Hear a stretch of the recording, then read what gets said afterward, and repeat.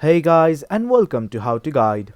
In this tutorial, we're gonna look at how to log in to your Qantas Frequent Flyer account.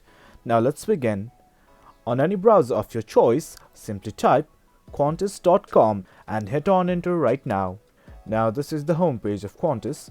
Since I want to log in to my Frequent Flyer account, right here on the nav bar, I will find something like Frequent Flyer. Simply hover over it, and from here, we need to go to my account. It's right here, next to status and clubs. Simply click on it. Now what you need to do is enter your membership number, your last name, and the PIN number.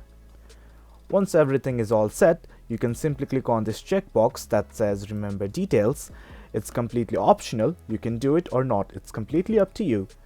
And once everything is okay, simply hit on this login button right here and you will be redirected to your Frequent Flyer account. Well guys, that's it for the video. That's how you log in to your Frequent Flyer account.